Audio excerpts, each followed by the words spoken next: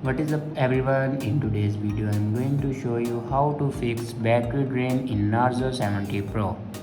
So let's start the video. First of all, open settings.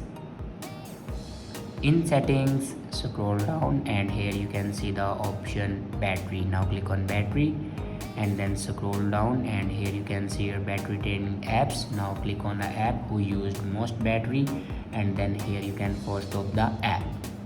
After that, go back to the main page of your settings and search here RAM expansion. And if you turn on your RAM expansion, then turn it off. After turn off your RAM expansion, then go back and scroll down and click on system and update and then click on backup and reset. Now click on reset phone.